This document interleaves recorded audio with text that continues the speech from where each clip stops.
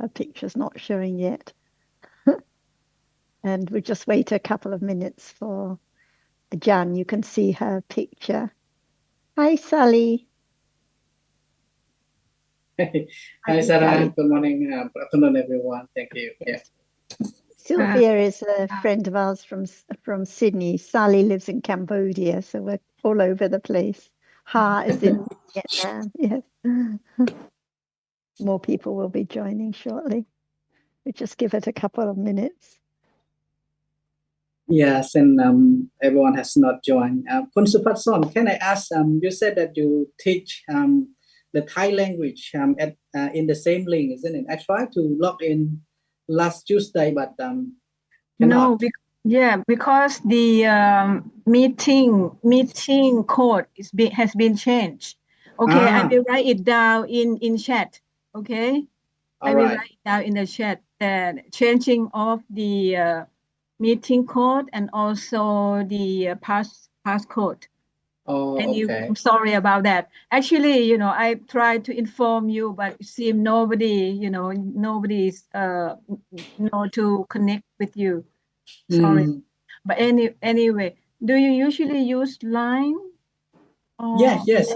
Oh, that's great. Okay. Line is fine. I try to find yours in the Line group in the Dhamma as well, but could not find your name, so that's why I cannot ask it. Okay, sorry about it. I will jot it down in the chat. Okay. Thank you. I appreciate that. Thank you. Yeah. Okay.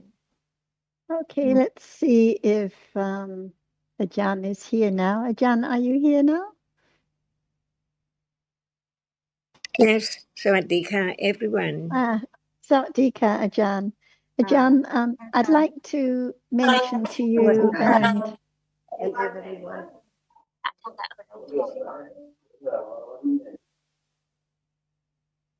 I'd like to mention to you, Ajahn, and others who just joined that Sylvia, who is showing on the screen, is a friend of ours from Sydney. It's the first time she's joined the Zoom. She has been listening to some of the audio recordings, and she's joined quite a few Dhamma discussions that we held before. So she's a little familiar, but not very familiar with the Pali terms. So would you like to say anything, Sylvia? Would you like to introduce yourself or mention your interest in the Dhamma? You have to unmute again. Sorry. Very happy to see new friends who are interested in the teaching, understanding the truth. Yes.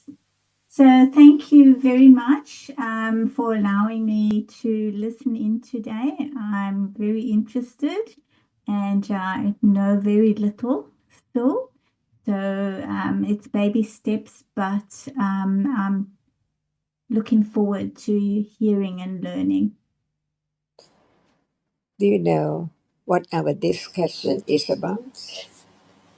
I think in general, my understanding of the discussion is about realities now, and about learning the difference between realities and conventional truth, or conventional realities, should I say. So that's about as much as I know.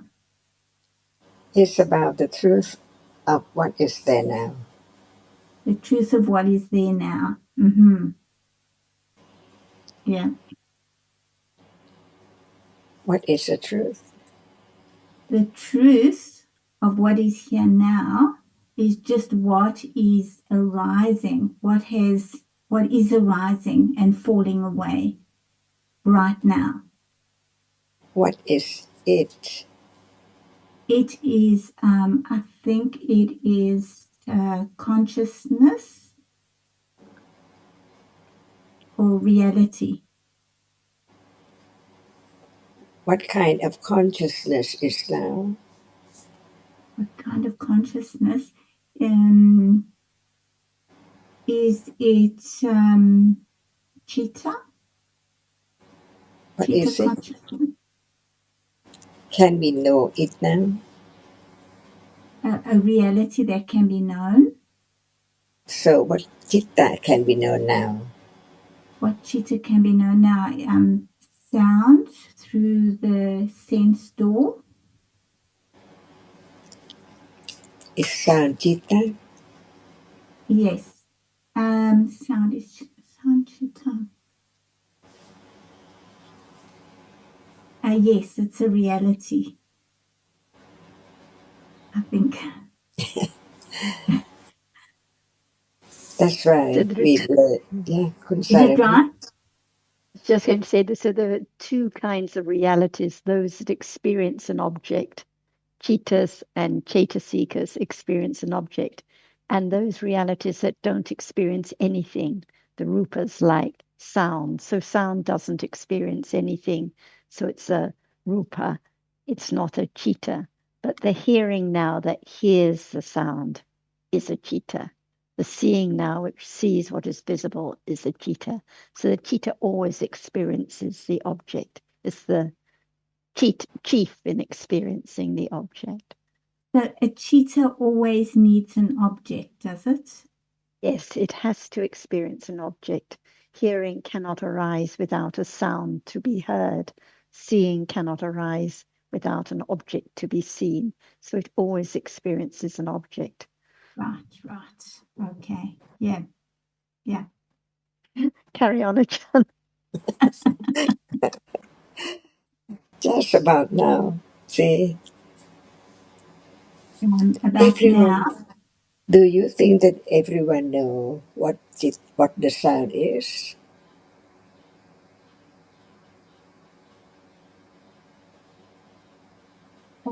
Everyone, do I think that everyone knows what this sound is? Yes, because we all hear the same. We all experience the same sound.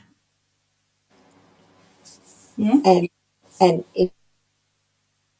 is there anyone know what sound really is? No. So what is sound? Sound is a reality arising, a chitta, a rupa. Sound is a rupa. Hearing is a chitta. Am I right? Yeah. Without hearing, can there be any sound appearing? Without hearing, no, there can be no sound appearing. If sound does not arise, can there be hearing? No. Is sound the same as seeing? No, it's very different. It's a different rupa. Okay, what else is rupa? What else is rupa? Rupa is materiality. It's a physical. It's not mentality. That's about as much as I know, I think. In a day, is there only just sound or something? In a day, no. In a day, there are different realities arising through the sense doors and falling away moment by moment, all day long. So, what arises now and following now? So rising now is the chitta, which is the object, and then the chitta. The chitta, which is the experiencing, the consciousness Yes, that experiences the object. experiences the object. And then immediately after that are the 7 Seta seekers, the feelings. So, what are the seekers in a day, please? What are the Seta seekers in a day? They're all the feelings associated with the object that arise immediately after the object has been cognized.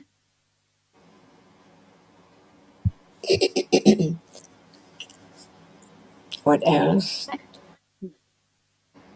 Now, after that, then it falls away.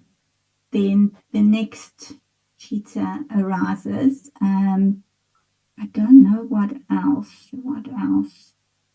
Is there It could, attachment? yeah, there's attachment. There's attachment.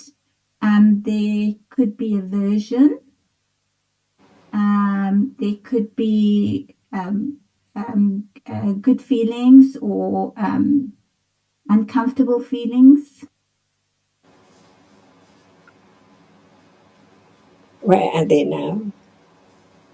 Where are they now? They have, depending on what it was, they've already fallen away because they arise very quickly and fall away very quickly. Is there thinking? Never to arise again. Is there thinking? Is there thinking? Yes, there is thinking. There is thinking. Thinking is citta or cetasika? Thinking is cetasika. Thinking because I think cetasikas are linked to feelings and thinking and then feelings. So I think it's a cetasika. Can thinking feel? Can thinking feel, have a feeling? No, I think thinking is thinking. It's totally separate. Can thinking remember? I think a cetasika, it marks something for the future. Can So thinking? can thinking, I think no, I think maybe thinking is separate to the marking for the future. So what is a reality which thinks? What is a reality that thinks?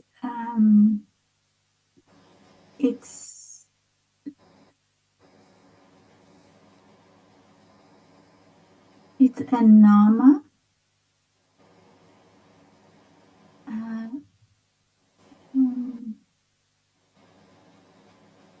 Or I don't know. I think it's a nama of some sort. Is it Because citta or cetasika? is it pardon? Is thinking citta or cetasika? Is thinking chitta or cetasika? I think experiences. I think it's a cetasika. Am I wrong? What is the differences between citta and cetasika? So chitta is it has an object. It cognizes an object. A cetasika is the feeling that comes after that, that arises immediately after that. It's almost like the judgment. Is it a good feeling or a bad feeling or a neutral feeling? Sylvia, just to interrupt briefly. Yeah. So a citta arises at every moment, seeing as a citta, hearing as a citta, smelling, tasting, touching, thinking. At each moment in life, a citta arises and falls away. And each citta has to be accompanied by at least 7 cetasikas. So it's not citta and then cetasikas, because the citta has to be accompanied by the cetasikas. They have to arise together, experience the same object, and fall away together. So one cetasika, for example, is feeling, which you mentioned.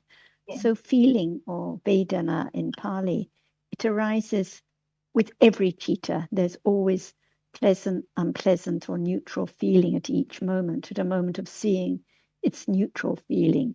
At a moment of anger, it's unpleasant feeling.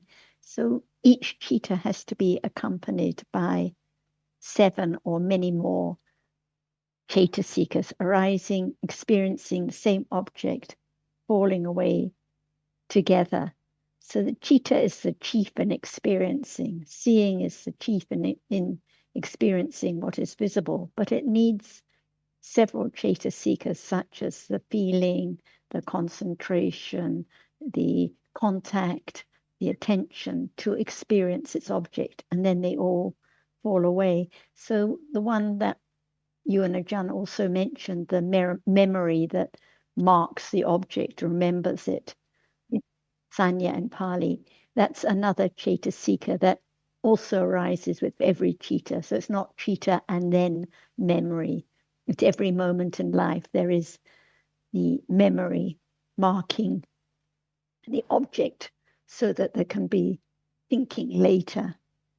So, and the rupas, at one point Ajahn asked you, you mentioned sound. Yes, that is one rupa. And she asked you for more examples. And you explained what rupa is, the reality that doesn't experience anything. But she would like to know, what are the rupas now that are experienced? So sound is heard, but what is the rupa that is smelt, tasted, or seen? So other rupas that are commonly experienced in life, just to make it clear what is nama and what is rupa, what is citta, what is cetasika, what is rupa. This is what she's trying to ask you about. Right. So the rupa of so there would smell would be a rupa. A rupa, Odor. yes. Odor. Odor, yes, yes. Color would be a rupa, yes, the rupa that is seen, yes. Color, smell, color, taste. Taste, yes. Particular taste. Yes. Hardness, softness. Yes, exactly. Yeah. So these are examples of rupas that are experienced in daily life. Heat, cold, like when touching the computer screen, hardness or cold. So these are common daily life rupas that are experienced at a moment of touching. The coldness is experienced and then gone instantly. And then thinking, the citta which thinks about it. Now thinking, can you explain thinking to me?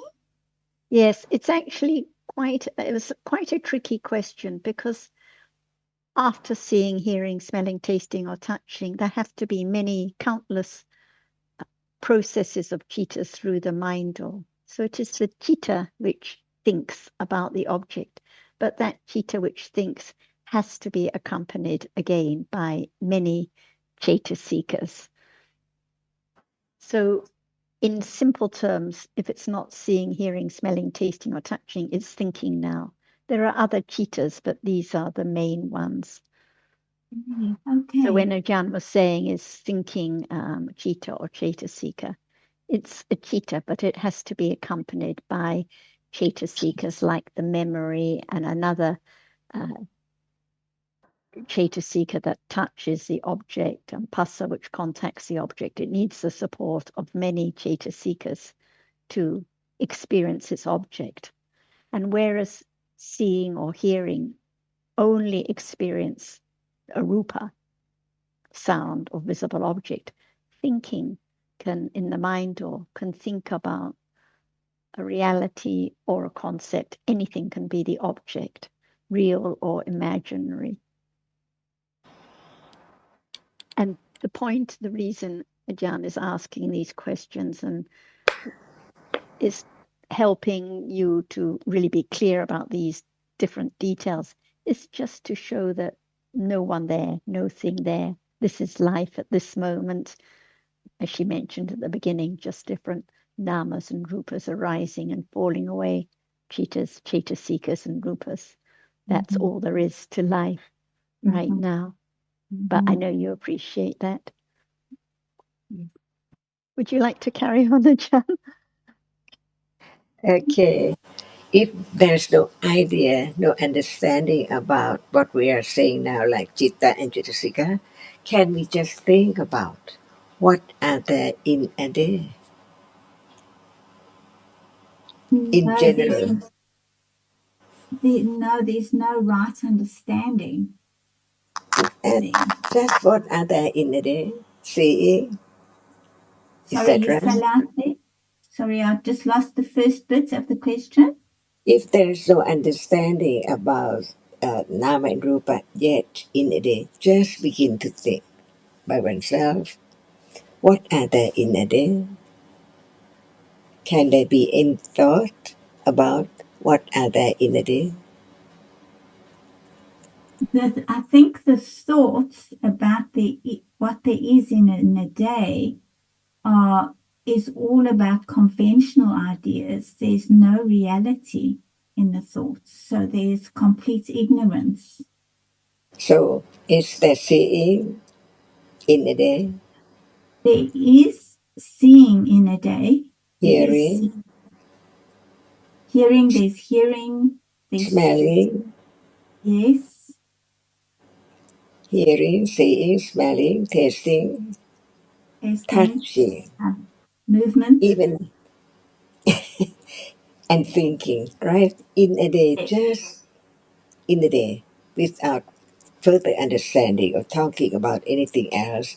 They are there in a day, from day to day, all day. There must be seeing, hearing, smelling, tasting, touching, and thinking. They are there, but there's no Yes. understanding of the truth of what are they. What is Yes. seeing? What is hearing? Is there any difference between seeing and hearing? Because it's there so common in life, Yes. every day. In order Yes. to understand a little more about each one, to understand the whole truth of what are there, more than just seeing, hearing, smelling, tasting, touching. In truth, there are more than that, like attachment, aversion, so on. But when we Yes. talk about what are there in a day, just seeing and then hearing, smelling, tasting, touching, and thinking. What Yes. are the what are the differences between all these? So Is the see, diff. is So seeing, yeah, is seeing, hearing, yes. So there's seeing, hearing, smelling, and there's thinking, but we don't know what they are unless we have the understanding. So we just believe what we see as being reality, and not realizing that it's falling away and that nothing remains. So I'm sorry, does that answer your question? I think that it's so common in a day about seeing, hearing, smelling. Shall we think a little more about is seeing, not hearing? Are they different? Yes, they're different. So seeing is different to hearing, but if we don't know that, But when we we, say seeing, we don't talk about hearing, right? yes, So is there any difference between the two? uh, there is a difference because they're totally different. They totally different. What would you call them? Rupas coming through the sense doors. They're totally separate. Seeing sees, hearing hear. What Yes, are the difference between the because differences? seeing you are seeing with the eye, and hearing you're hearing with the ear. So that's the difference, and it's a different sense door. Can they arise? Can they arise together? No, they arise one at a time and At fall away. moment of seeing, is that hearing as well? No, I think it's very fast. It happens very quickly, but it's totally separate. So you mean that seeing cannot stay, it does not last, right? No, seeing does not last. it arises and falls away, and then perhaps a hearing arises and falls away, and they don't arise at the same time. And when the seeing falls away, can it arise again? It can arise again, but not the same one. So, Right. am I right? So nothing. You're doing very well, Sylvia. Yeah. So nothing is permanent at all, right? No, nothing is permanent. Can seeing be I or someone?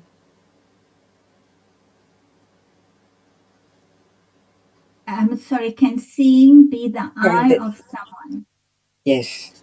No, because I, as in I myself. oh, the eye. No, definitely not. Seeing there's no one there. It's just the sense that, or the reality that arises. So you mean And that there's no one at all? there's no one at all. There are only realities. There are only realities. That's right. And Yes. realities are different. And each reality is different. Yes. So there are the reality which arises and experience the object, and the Yes. reality which that arises but cannot or does not experience object at all. That's right. Yes. Then So there's what we take for life is nama or rupa. so what we take for mind is nama.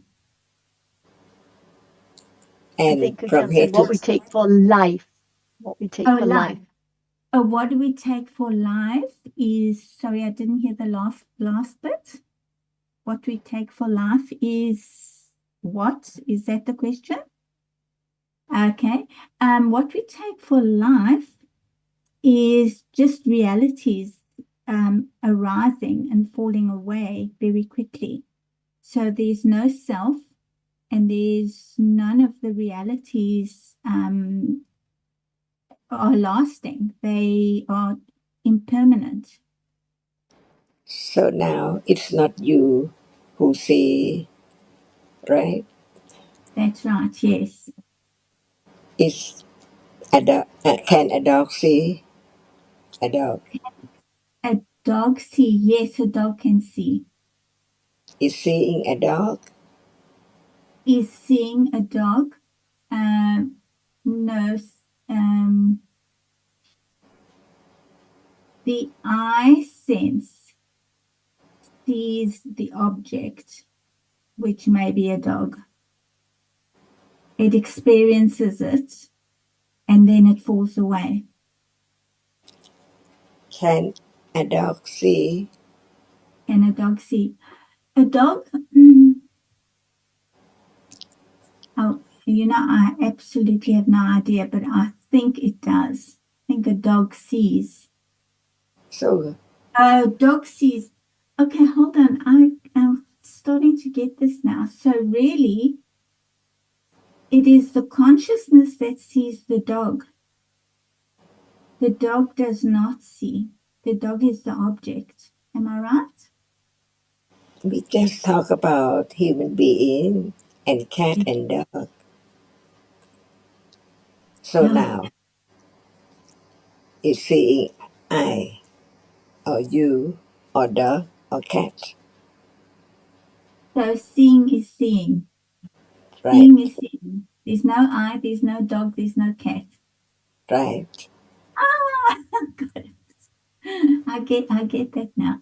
So no dog to see, no cat to see, no giraffe to see, just seeing, no matter what we Oh, call it, yes. And it just sees what is visible or color. It doesn't actually see a dog or a cat or a person because there is yes, no dog. No, there's yes, no I, no person, so no dog either. yes. You got Wow, it. I got it.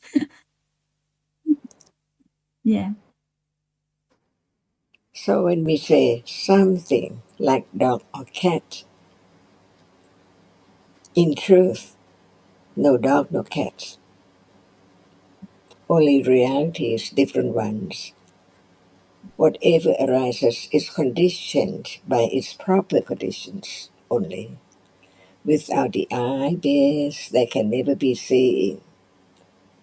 Without that which can impinge on the eye base, there cannot be moment of seeing that which impinges on the eye. So now, what is seen is what we are talking about. No Yes. one, only the reality which can impinge on the eye, and that it conditions seeing just to see only that which impinges on the eye, and then gone. Because seeing just arises to see, only seeing. No one is conditioned to arise and fall away instantly, never to arise again. And is Wow. this life? Is this what we take for life? Yes. Nama and Rupa, conditioned moment, conditioned reality. No one, no thing there at all. It's only there when a reality arises to experience it and then gone, both of them. Seeing gone and that which is seen gone, no one at all. But there are at the moment, instantly, after that moment, by conditions. As long as there are conditions for whatever arises, it arises. And we learn later, nothing can arise alone. What is there has conditions for it to arise. They arise together, dependent on the other, by conditions. That's why later on we learn more of about a moment. What are conditions there? Not only one condition. For example, there can never be seeing without the eye base. And even there is the reality, which is the eye base for seeing to arise, but nothing impedes on it. It cannot arise, seeing cannot arise. So we learn about what are there that we take for I, my body, my citta, my feeling, my memory, and so on. They are dhammas, that which is real because it's there by conditions, appearing to be known as it is. And without hearing more about the truth of it, without careful considering, it cannot let go the idea of something seen right now or someone sees right now. Mm. That's right, learning to understand the ultimate truth Yes. of whatever is there, Yes. to let go, wrong understanding, and cling to that which is not there anymore. As soon as it has arisen, it falls away instantly, unknown. So now, when there's attachment, wanting, liking anything, it's gone already. So, no understanding that it's not there. Condition the moment that is still clinging to that object on and on and on. That's why we learn a little more to understand the truth, that in truth, all are dhammas, all are conditioned dhamma. No one there at all. And no one can stop the way it is until right understand what is the condition for whatever arises. Until there can never be condition for whatever arises at all. The end of what now arises and falls away, unknown from moment to moment, on and on, eons and eons before, and eons ahead. So, among all conditioned reality arising, right understanding of the truth is the best. So now we learn to understand what is there now, little by little, to let go, grow understanding, and attachment to take it for something all the time, even now. No one, but it's still I. I'm sitting. I'm seeing. In truth, no one at all. So have firm confidence of the truth. The truth is the ultimate truth. No one at all, because in truth there's no one to make anything arise. It's all there by conditions, from the beginning of life to the end of life, and again, beginning of next life, because there are still conditions for whatever arises, just like now. And this is the ultimate truth. And the truth in Pali, Satya, and Dhamma is whatever is real. So whatever is real is so true. It has its own truth. Satya Dhamma. Hardness can be just hard. It cannot be hot or cold. Is it real? It's real. Can it experience the object? Nothing, not at all.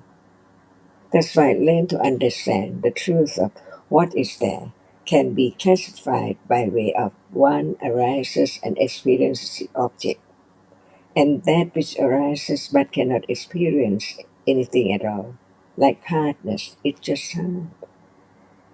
But feeling feels, so it experiences whatever make it feel, pleasant or unpleasant, by conditions. So life is just conditioned reality, arising and falling away, not under anyone's control or expectation or wish at all by conditions. That's why some moment is pleasant and some moment is not pleasant at all, by conditions. And all these, no one or are real by its nature, Dhamma. That's why hearing the word Dhamma, there's the understanding of the ultimate truth, which does not belong to anyone at all, because as soon as it arises, it falls away instantly, never to return at all. Yesterday gone, seeing yesterday, remembering yesterday, the events yesterday, everything gone. Is that true? Life Yes. from moment of birth to death, and Yes. again, birth again, experiences this seeing, hearing, smelling, tasting, touching, thinking, and the other reality after seeing is liking, attachment, ego, and whatever other, all by conditions. That's why learn to understand what we take for I now are only different conditions from the past years and years ago. Is there on and on to be conditions for whatever arises in life like now. So we understand what is there that we have taken for I long, long time ago. In truth, they are all different realities. And this is just the beginning to understand very little truth of what is there, as it is no one. Dhamma.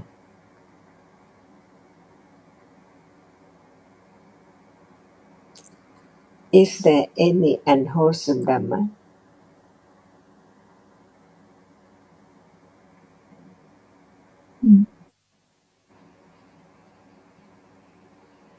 We learn to understand a little more. Okay. Sorry, is that a question? Dhamma is a reality. So is there unwholesome realities?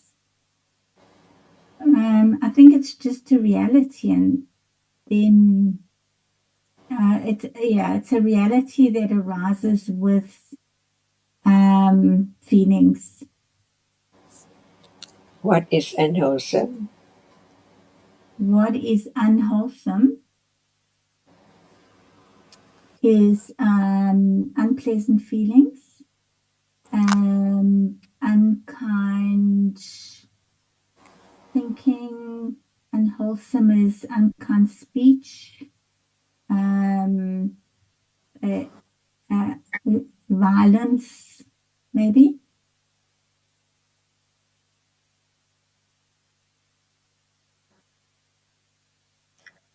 We learn a little more about feeling, that it's not always unwholesome, right? Yes. Sometimes there are pleasant feelings. That's why from now on, we learn just about what is said right now. It is Dhamma or Rupa, right? And then Yes. the pleasant, unpleasant Dhamma, the wholesome or unwholesome Dhamma, little by little, it's beyond our thought about feeling, because feeling can be wholesome too. Yes. At moment of giving away things for the other, and they're so glad, so happy to receive it, to get it, see. And the deeds is so wholesome, helping the other for their welfare and so on. That's why we learn about everything, every moment in life, to understand the truth.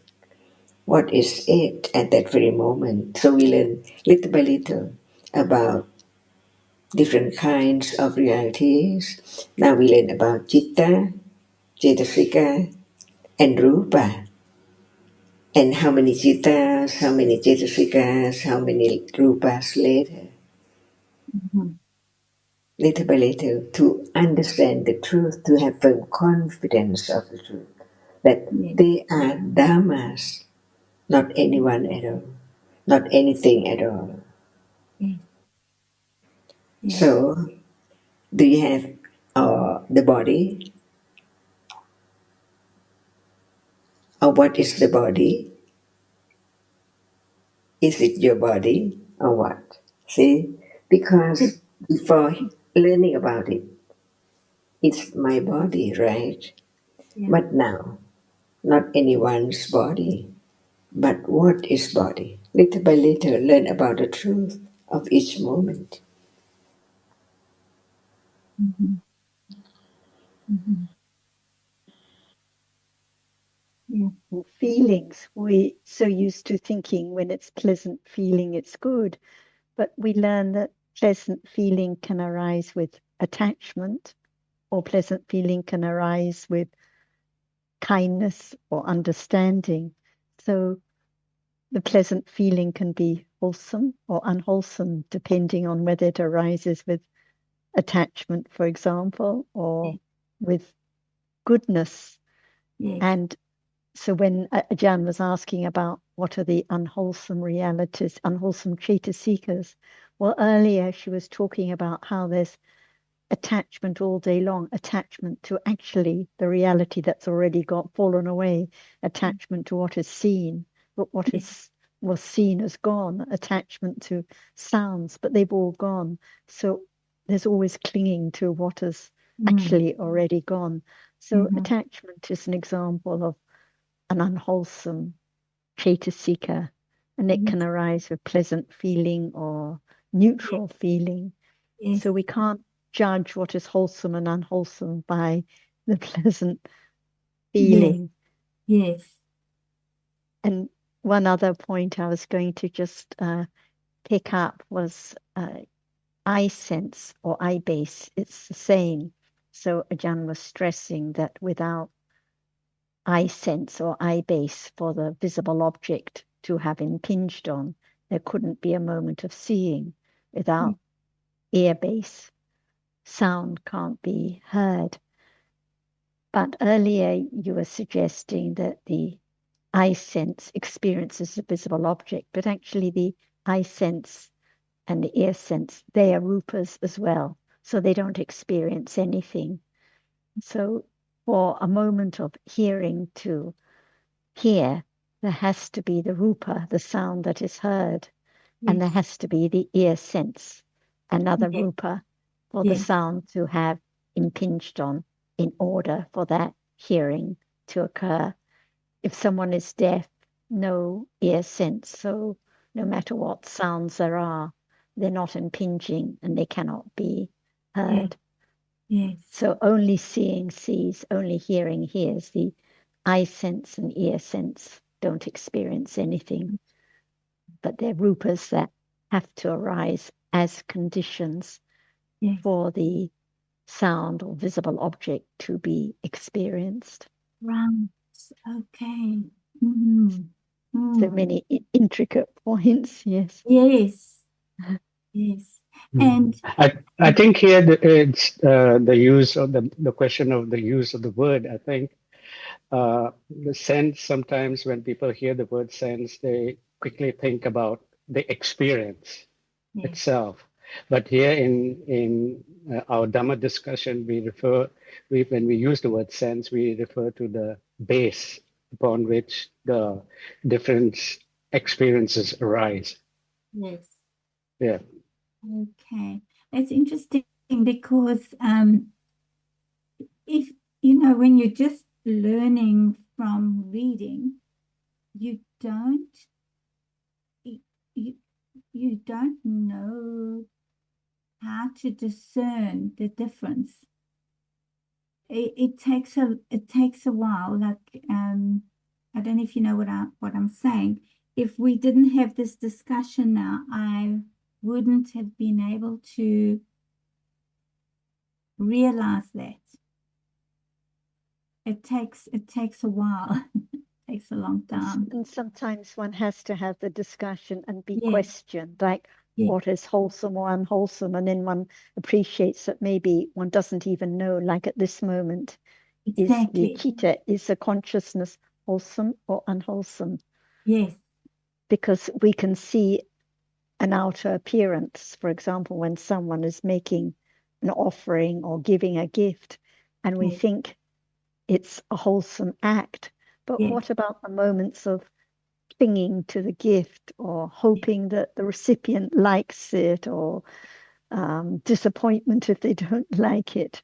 So the outer appearance looks so wholesome, but Yeah. we're talking about the nature of the citta, which, as you've said so many times, just arises and falls away instantly, not the outer appearance Yes. at all. Yes. Yes.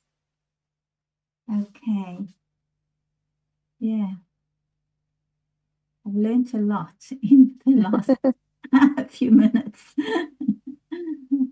And for Anne is an old friend who is in Canada in the middle of the night. Anything you would like to add, Anne, or say to Sylvia, as being new to the Zoom for the first time? Hello, everyone, and welcome, Sylvia. Thank you. I agree with you completely. You cannot, just reading can be interesting but dangerous. Yes. Because if something is misunderstood, the biggest misunderstanding, I think, is people don't realize the anatta, the no self, no I. It's very difficult even conceptually to figure that one out.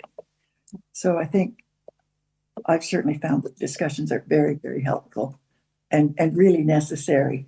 And it's good if you actually have questions to ask. I'm a big listener, but I definitely see how it's very productive to have questions. And in this group, there's no such thing as an easy or, oh, why she's asking this question. Everybody likes to hear. It's good. It's very valuable for everyone, regardless of what level it is. So it's always valuable. So I commend you on being. Is this your first time here, Sylvia? Yes, this is my first time on Zoom. Well, good for you. Good. Thank you. Well done. Thank you.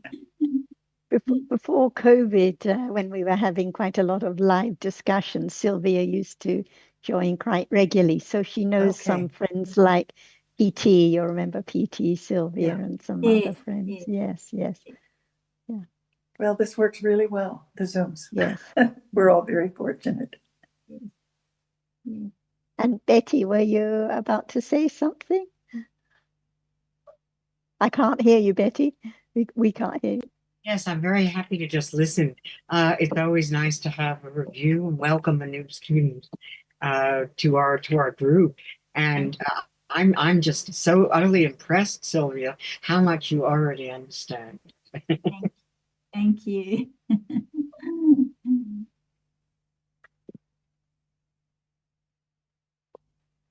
And does anyone else have anything they would like to bring up today? Sita or anyone, do you have anything you would like to bring up? Sita always has some good questions.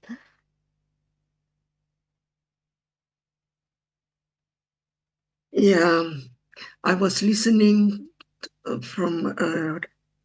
I was listening the Dhamma discussion on Monday about Sanya. Sanya trying to follow up and consider the Kanya Sanya and the Ganda Sanya. Then I was referring to some of my old notes. There are to bring it up again, there are 10 kinds of Sanya.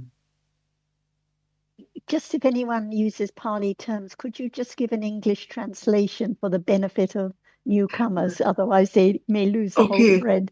So just explain very briefly what Sanya is first before you go on, Sita. Sanya is a mark and object. Sanya remembers an object. Sanya has the function of recognizing an object.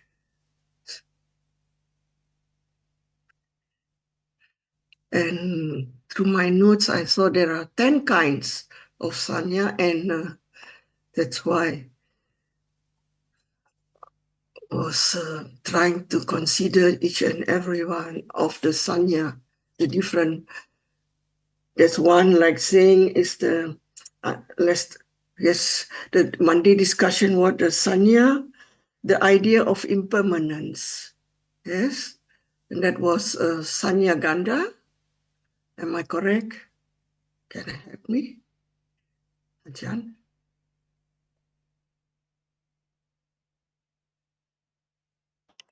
Do you remember me? Yes, very well. So remembering is real, isn't it? Yes. Does it belong to anyone? Or whenever it arises, it marks and remembers what is there as the object. Yes. Only that. So Sanya, a reality, it arises just to remember or marks that which is the object of experience, of experiencing. See? So is there now Sanya? Yes. With every chitta, with every moment, it's there. It performs its function as remembering what is there. Instantly experiencing the object, when it experiences the object together with chitta, but they have their different function. Chitta cannot remember, it just arises to experience the object clearly, because its function is only experience the object so clearer than the other reality which arise together. Sanya experience the object, but not as the chief to experience the object clearly, but experiencing by way of remembering instantly of that object. It marks and remembers. So Sanya is always there. When it does not appear as a reality which remembers, no one knows that it's there. But it's there right now and every moment. Yes. John, so if we go further in analyzing that Sanya is a Kanda, it's a Chitasika. And why it's Kanda? What's the meaning? What is the meaning of Kanda? What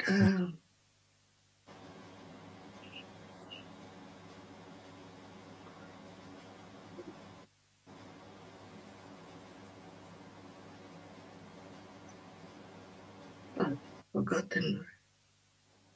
Cannot remember. So Whatever Whatever is. advanced. said mental factors belongs to the group of mental factors. Am I correct? Any reality which is conditioned and it arises and falls away is khandha. So seeing is khandha, visible object is khandha, pleasant feeling is khandha, sanya is khandha, hardness such as touch now is khandha. Each reality which arises and falls away is khandha. And before when you said 10 sanya, but I don't know where the 10 comes from, because actually sanya arises at every moment of seeing, with hearing, other chitas which are the result of karma, with kindness, with meanness, with pleasant feeling, unpleasant feeling. It arises with every chitta in life. So countless sanyas, impossible to count. So one can talk about the result sanyas with moments of seeing, hearing, smelling, tasting, and touching, and say how many there are. But actually, because sanya arises at every moment, countless sanyas. Sarah, Each I one think, is khandha. yeah, Go ahead, no, Sukin. Sarah, I think, what Sita is referring to is the 10 perceptions, which, as written in front of me, there is, for example, anicca sanya, anatta sanya, asubha sanya, adi nya vasana, vasanya, panna sanya, and so on. There are 10 of these. In English, I'll speak in English. Perception of impermanence, perception of non-self, perception of ugliness or loathsomeness, perception of the disadvantages or the negative side, perception of abandoning, giving up, removing, perception of dispassion, perception of cessation, perception of non-delight in all worlds, perception of all formations as undesirable, and lastly, mindfulness of breathing. I think that the point Ajahn was trying to make is that before looking at different perceptions that arise with high insight, what about understanding what sanya is now? Yes, Because yes, I agree that. I agree, of otherwise course. nothing Yeah. can be understood about Right, sanya with the yeah. understanding of impermanence. If there's no understanding of what sanya is now and how sanya arises with every chitta in life. And so I think rather than talking about the icing on the cake, she was trying to help Sita to just understand sanya now, which is countless moments of sanya, and understand what khandha is now. What is khandha at this moment? Any sanya, any rupa, any chitta, each one as rises and falls away. And this is actually relevant. Where's Alan? Alan, the question about khandhas and the meaning of khandhas. And I don't know if you saw my reply to you. I suggested that you bring this up too, because I think it's a common idea that khandhas are just categories or mechanisms, but no understanding that khandha is actually any conditioned reality now because it falls away. I don't know if you have any comments.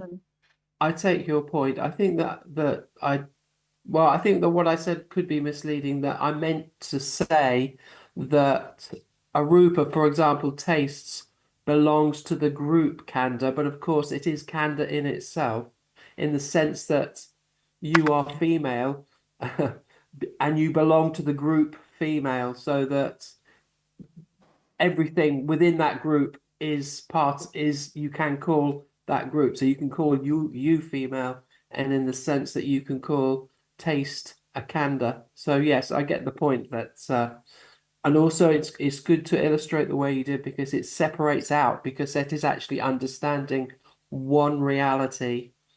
I think that was a bit misleading in mind. You have to understanding has to understand one reality. You can't understand a whole group of realities. So I I take think, yes, and the danger is that one thinks of khandha, for example, as just a category or a label or a concept, but actually each one is a reality. So, Yes. but maybe Ajahn was, I think she was going to add more to Sita, but I think it's relevant to your point too. So please continue on, Ajahn.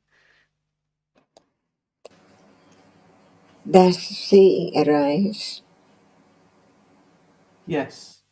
Does it fall away? Yes. Which one is the past and which one is the future and which one is the present? So The whatever, reality which is now is the present one. The so they seeing. are. That's the The, meaning of khanda. It's oh, not just, yeah. oh, can you say that again? Then I missed that. Whatever arises falls away.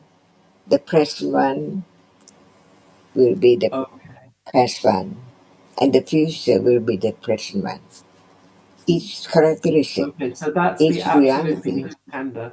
Okay. Yeah, that's why we have the near khanda and far khanda and so on, depending on what kinds of reality is there. Right. Okay. I understand that. But they are put into 5 groups, but the kanda means what arises and falls away. Right? Because we can classify all kinds of realities by different aspects. Yes. So kusala and akusala is a part of kanda. Near or far, inside or outside, they are different. Yes. Yes. Okay. So really, kandas just describe All either kind, what life is now or what it can be now. all kinds of reality, which is conditioned realities, arising and falling away. Sanya is khanda, it arises and falls away. Right. Yes. Yes, I think that does make it more clear, and also brings it back to this moment, because it has to be now the reality of now, not just the story of a group, but it has to be the reality now which is attended to by conditions. Because And I I think, think, Alan, sorry, Finsha, please go on. yes, please, Sukin. No, I just wanted to say, Alan, I think the point of teaching, the Buddha teaching about in terms of the khandhas is not just to point out the reality of the moment, but to as the truth, the fact that everything in the past, in the future, inside, outside, everything that we ever experience and refer to so far without any understanding is just a reality that arises and falls away completely. Yes. Yes. Okay. No matter whether they are rupas or namas, whether feelings that we find so important, or memory or sanya, which marks and remembers and conditions of thinking, no matter moments of consciousness, they're all khandhas, they all arise and fall away. This originally, the question was originally that I came across was, what is the mechanism by which the aggregates or the khandhas work in Buddhism? So the word mechanism is a bit vague, but I took it to be, how does Buddhism, or how do the aggregates work in Buddhism? So my answer was to say that, well, this moment is a reality, a khandha, and it is by understanding the khandhas, another khandha, another reality, can understand the realities. That's how they work in Buddhism, because the khandhas work whether you're Buddhist or not. They perform their function. Seeing is seeing for everyone, whether you're Buddhist or not. But in Buddhism, the khandhas work because one of those realities, insight, is able to penetrate the characteristic or directly experience these characteristics as they are. So that's my answer was looking at how the khandhas work specifically in Buddhism. Or you could say, Alan, the khandhas work because without chitta, there cannot be the other khandhas. Without sandhya, without sandhya, there cannot be chitta. With performing the function of sandhya, there cannot be chitta. With the vedana, there cannot be chitta. Without the rupa as base, there cannot be chitta, cetasika. So that's how it works, I think. Yeah, so that is true for everybody, Buddhist or not. But in Buddhism, there's a difference. And the difference is that one of those realities is insight, is understanding, which understands a khandha, a reality. So that is unique to Buddhism, and that reality develops as a consequence of having understood the Buddha's words. So that's how it works. That's how the aggregates work in Buddhism. You listen, hearing is an aggregate to the words of the Buddha, to consider the words of the Buddha, to understand the words of the Buddha, pariyatti, the intellectual understanding, which is a condition for panya, insight, to develop, to understand the aggregate. So that's how Buddhism works in a couple of paragraphs, if you like. I think the problem is, Alan, that it's not clear from the question and the use of the word mechanism. It's not clear what the questioner thinks khandhas are. So it could be helpful to point out that the khandhas are just one of several ways the Buddha used to classify realities. Yeah. And explain them. Each way of classification and explanation highlights different aspects of conditioned realities. And the focus is always on the conditioned realities rather than the label or whether they're classified as a khandha, as khandhas, as dhatus, as ayatanas, and so on. So the next question then is, how does classifying realities as 5 khandhas, how is that distinguishing itself from other methods of classification? So what is it about the 5 khandhas, or explaining realities in terms of 5 khandhas, which is different and helping you to understand each khandha as it is, each reality as it is? Jonathan, may I make a comment here? Sure. Khandhas, khandha is, or the Panchakhandha, the 5 khandhas, it's nama and rupa. There are 4 nama khandhas and one rupa khandha.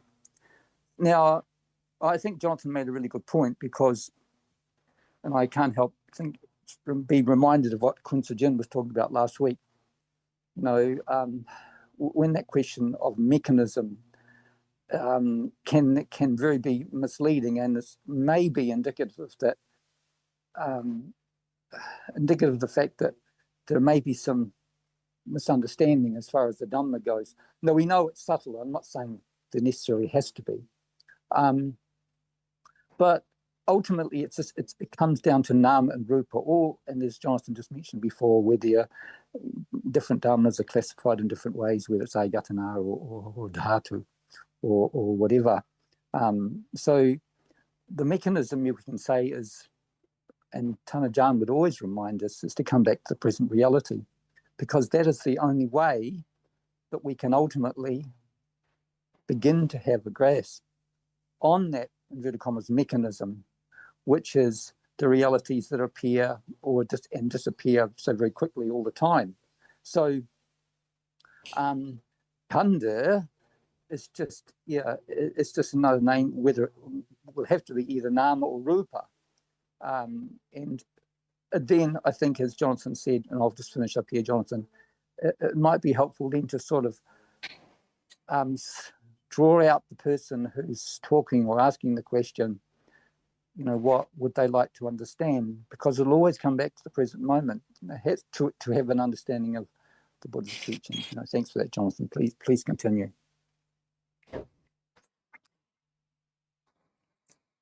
Can we understand the reality by word or by its characteristic, no matter what word is used for it?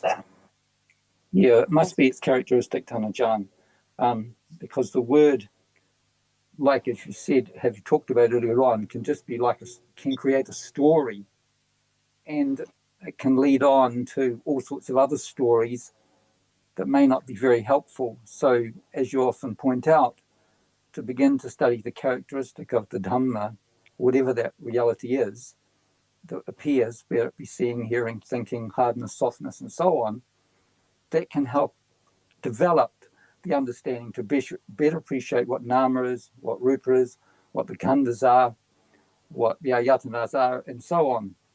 So it will always come down to the characteristic. So the simple word can be the word to understand the truth.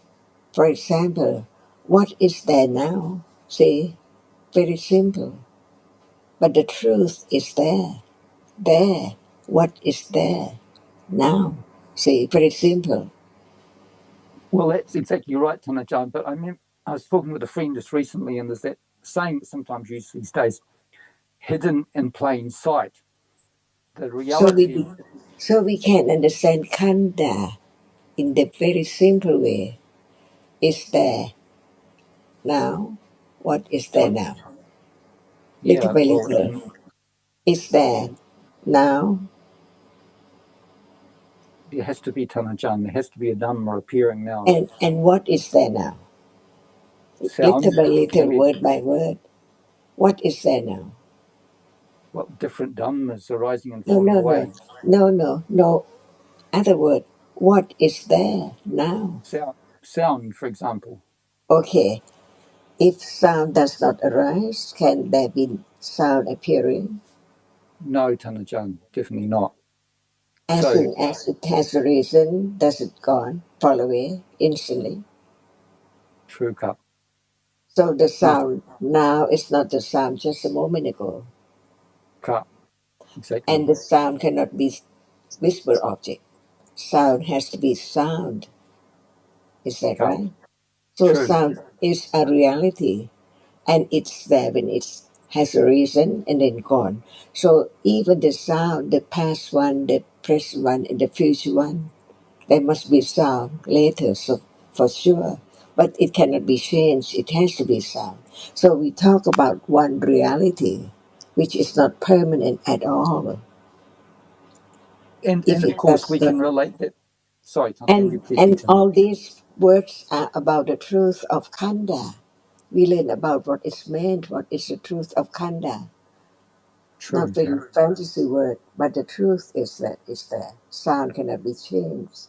And sound now is not sound a moment ago, and not the sound in the future. But it cannot be changed. Sound has to be sound. So one reality is one reality. Sound is sound. Never change. But it arises and falls away. That's why the past one is not the present one. And the future one is not the present one too. Is that Cup. true? That's why Cup. the meaning of khandha is that which arises and falls away. And there are so many different aspects. For example, the inside and the outside khandha. See, the sakaya and the atta, different one. Even the same kinds of reality, but anything which is taken for something is that not which is taken as here it's mine or I. That's why there are different words to explain, to talk about different time and different characteristic. Even it's the same, but it's different, soft or hard, and so on, heat or cold, and so on. See, but they are the same kind of reality, and no matter what, when it has a reason, it falls away instantly, unknowingly right now. That's why we learn about the truth, about khandha. There are five, according to what is so important in life. We cling to the rupa, no matter to seeing, hearing, smelling, tasting, touching, dreaming about how to make it be different from just right now, on and on and on. About just the rupa, we cling so much. And at moment of clinging, what is very important, feeling is so pleasant or painful or unpleasant mentally or bodily. See? So we talk about the khandha, which is so important, unknown, that there must be sanya khandha, that which remembers what is there from moment to moment, think about it as something, cling to it all the time and so on, unknown, that it's just a reality which is not permanent, the rupa sanya, the nama sanya and so on, see? That's why we talk about reality, which is so very short, it's so instant. Who knows? In the split second, how many realities arising and falling away? Only by the enlightened one's word about the truth that we learn to understand. The sanya is so very important too, but all are important, but it can be classified by ways of khandha, the rupas and the feeling and the sanya, rupa khandha, vedana khandha, sanya khandha, sankhara khandha, the other realities like attachment, aversion, ignorance are sankhara khandha. All can condition feeling and memory, and citta, vijnana khandha, the chief of experiencing what is there. Even it arises and falls away instantly, there are the moment of seeing again and again and again. But it's just the reality which is the chief of experiencing the object. That's why we talk about whatever is real by different ways, by way of khandha, by way of Ariya Satya, by way of Paticca Samuppada. So when we talk about khandha, we talk about the present one now, and it's gone. And what is coming is different from what is there right now. That's all about the truth of life. What is there in life? All are about khandha. And we talk about the five because they are important to be known in life.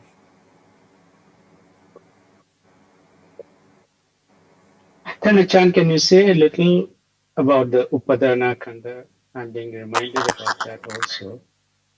And we was just saying important. Is it also because these are objects of clinging usually in a day? Without clinging, can there be the idea of I or someone or something? No. So ignorance conditions clinging because it does not realize at all that it's not there anymore. As soon as it's there, it's gone. So cling to that which has gone. No more. Never be there again. Is it ignorance? Very, very foolish. Just cling to that which is not there anymore. As something, upadana. Each one is upadana, object of clinging. Clinging to the rupa. Clinging to the feeling so much. Just create for pleasant feeling, not for unpleasant feeling. See? Because of so craving to the feeling as I. And sanya, so very important too, because it marks and remembers wrongly, vipalasa, that which is not permanent as it's so permanent right now. And when it's wrong, it's upadana. When it's not strong, it's just asva and so on. That's why there are many levels of attachment or clinging, ignorance. Right now, it seems like there's no clinging, no ignorance at all. But in truth, it's there at moment of seeing. See, it's not moment of falling asleep, sleeping deeply, and so on. But it's there, seeing is there. So what follows? Aswa, attachment to karma, the object which is experienced. Kamaswa, Diddhasava, take it as something unknowingly, so very slightly by at level of asva. Kamaswa, Pavasava, clinging to life, living, being, and Kamasava, Pavasava, Titasava, Avijjasava. It's there already unknown, because after seeing, there must be the viticita that follows, depending on whether it's that way of viticita, short or long, and so on, unknown, until it's known little by little. And that is the way to let go, gradually, so very slightly, unknowingly, of the wrong understanding and ignorance, little by little, at moment of understanding only. That's why the path leading to realize the truth, to let go ignorance and attachment and the wrong understanding, taking it for something, must be sammaditi, the first factor. Condition, samma sankappa, vittaka, just touch on that by conditions, on and on, a little more, until it's so great enough to understand the difference between the moment when it's weak and moment when it's strong, understanding and other factors too.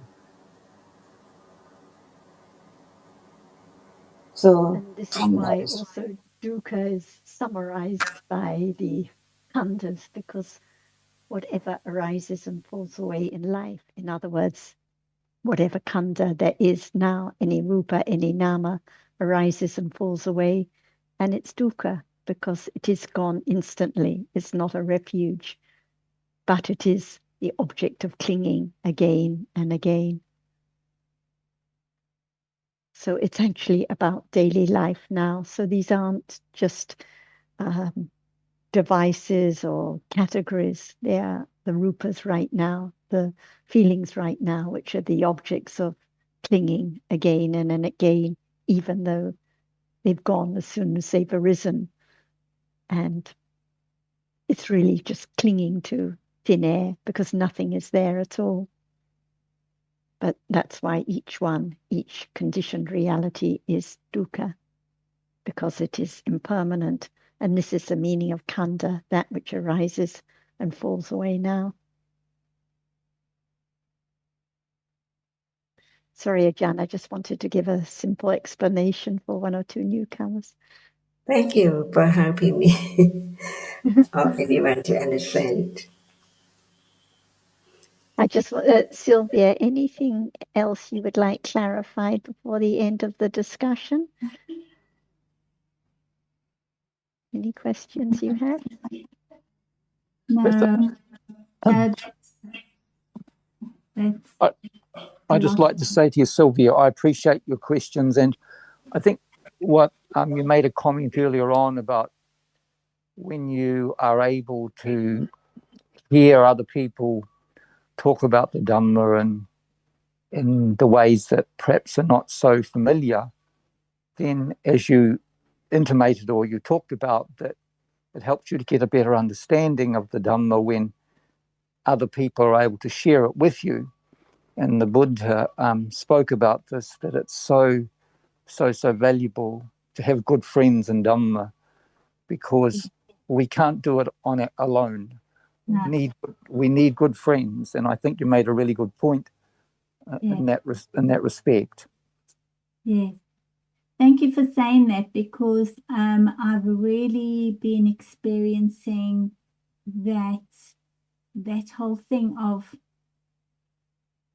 not being able to express what I think I'm understanding, because unless I'm writing it down or expressing it, I often don't really know what I understand until I put it into words. And not having a discussion forum like this, you don't get that opportunity. So in everyday life. Right. You think you understand, but when you come to try and express it, you find that maybe Yes, it's not the understanding you thought it was. exactly I know that. exactly what you mean. Thanks, Yes. Sylvia. And that's Nice why, to see you, Sylvia. Thank you, John. You too. and that's why it's useful to have the comments, the ideas questioned as well, because sometimes when it's being questioned, then one begins to appreciate, oh, it's not as clear as one thinks it is, and so on. Anyway, it's great you're able to join. Thank you, Ajahn, Sarah. would you like to add anything else before we finish? So now, what is Khanda?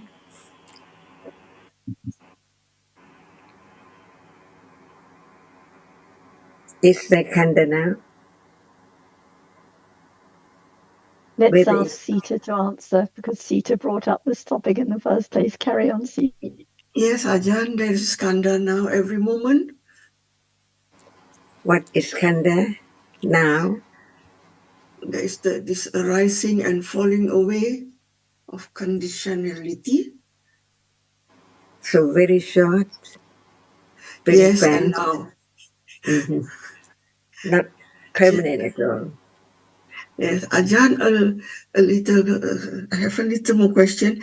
I'm considering, is this nimitta? Nimitta is also the rising and falling. Are they similar? Yes. Without reality, can there be nimitta? Yes. Now I got it. Thank you, Ajahn. Yes, there's reality. So, okay, yes. Thank you so much. How many moments of seeing right now? Yeah. But it looks like, it seems, there's only one moment of seeing.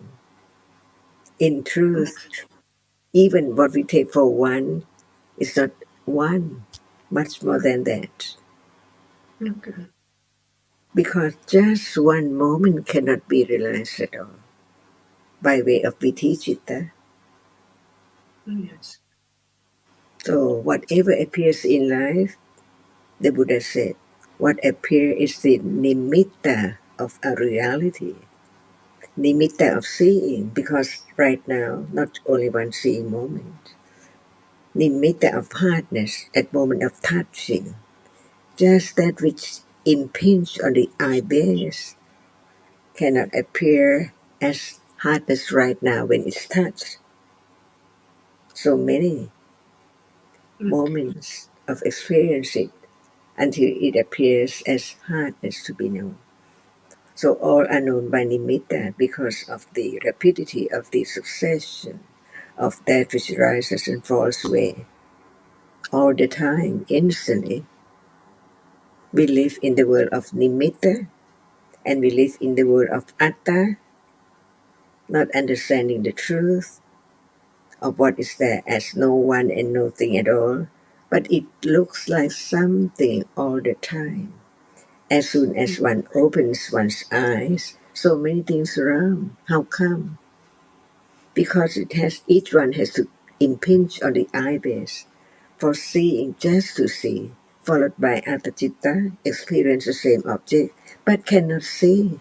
See, just experiences the object, but it cannot see. It performs its function so rapidly, unknown. So it appears as that is seeing all the time, and hearing, smelling, tasting, touching. So we live in the world of nimitta and the world of atta. And right understand the truth that nothing is atta, not permanent to be taken for to be something, for something known at all. No one. Thank you, Ajahn. Ah,